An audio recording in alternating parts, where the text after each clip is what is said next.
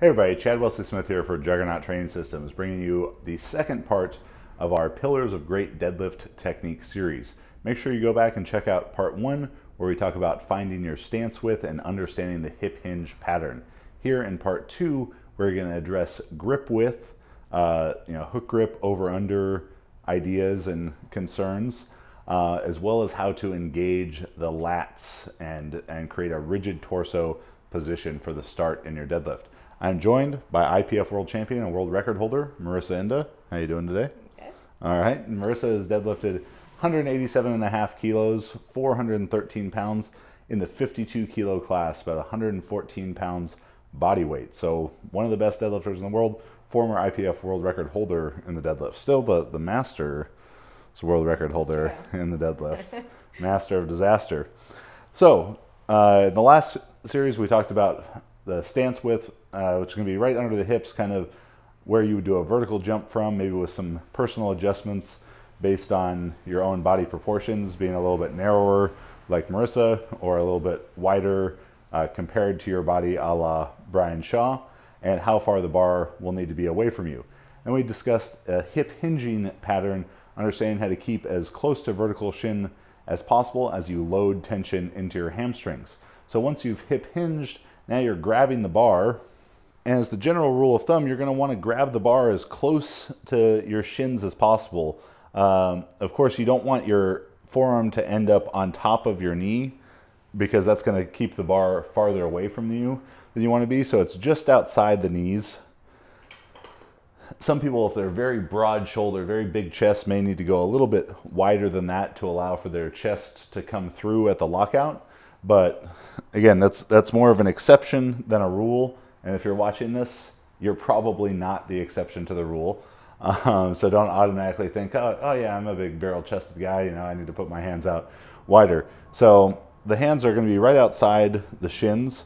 And you can see for Marissa, being the size that she is, this actually means that about our first two and a half fingers are on the smooth part of the bar, which for her is going to require even greater grip strength to avoid it slipping out of the hand.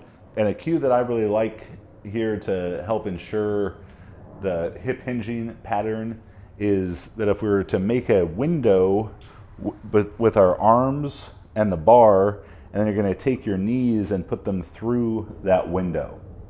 That's going to ensure that the bar stays close to you, that the bar is touching the shins, just lightly touching the shins, not dug into it at all, because we don't want to add friction, but it'll make sure that you're maintaining as close to vertical shin position as possible, but maybe a little bit of forward knee movement to ensure that you're able to use your legs, your quads effectively to push away from the floor. Again, when we're in this start position, you should have your weight evenly distributed through the entire foot. Of course, you know not to be way up on your toes with having your heel off the ground, but the more common idea that a lot of people are cued so much to sit back that they end up kind of be able to wiggle their toes, and they're falling back away from the bar and not able to effectively push themselves away from the ground. So now that we've found that good start position, we've hip hinged, loaded tension into our hamstrings, made the window between our arms and the bar, and put our knees through that window. Now we need to ensure that we have a very rigid torso position. A common mistake you'll see people make in the deadlift would be the upper back rounding right off the floor, their hips rising relatively fast compared to their shoulders. So they begin to pull, and this kind of question mark action happens, and the bar gets away from them as they start to pull. That is going to be due to a lack of lat and upper back tightness. And the cue that I like to use for that is to protect your armpits. I have two much older brothers that used to beat me up when I was a little kid and tickle me until I would piss my pants. So I got very good at the idea of protecting my armpits from those sort of tickle attacks. Hopefully Adam and Zach are watching this. And so that's the cue that I like to use here. So as Marissa reaches down to grab the bar, if I was to come here and try and tickle her armpits, she's squeezing her tricep into her lat to block that. Now if she was to relax her lats and her shoulders get kind of forward, now she's totally open to that armpit attack. So we're going to squeeze the tricep into the lat and protect the armpit to create a rigid torso. Another way that you can think of this, if you want to start from the top, is to try and reach your arms down as long as you can. As I'm standing upright here and I push my arms down my side, I'm not only elongating my arm, which is a great thing to do in the deadlift, I'm also engaging my lats very hard, and I can reach down and maintain that same position.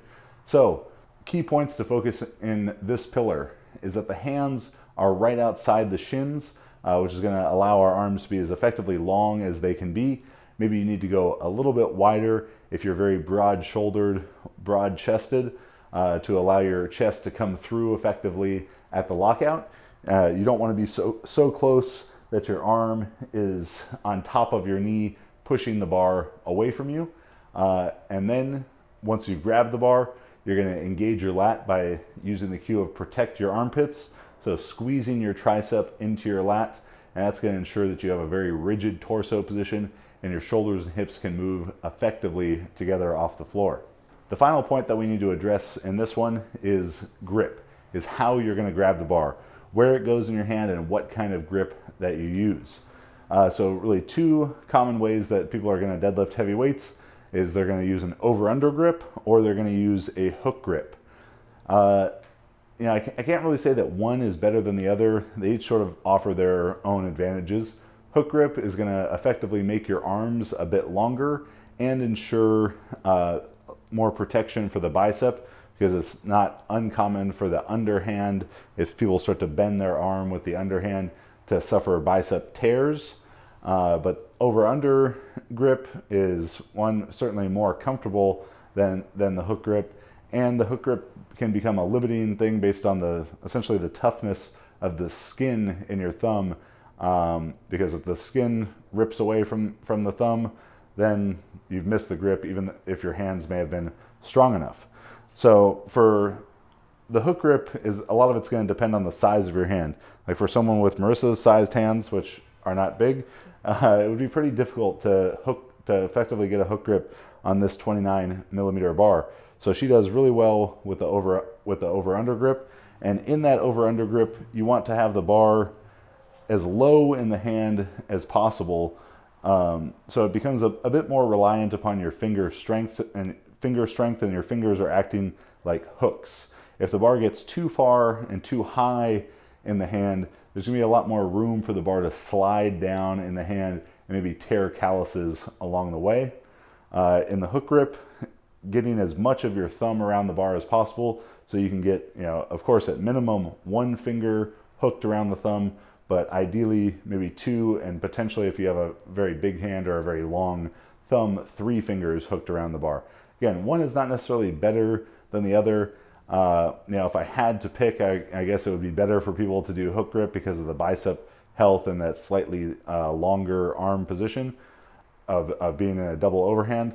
But yeah, most of the best deadlifters in the world are pulling with that over-under, so it's probably fine for you as well.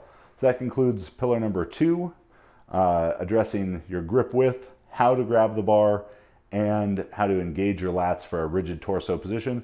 Make sure you check out our first pillar addressing stance, width, and hip hinging, and subscribe to the channel so you don't miss the next 3.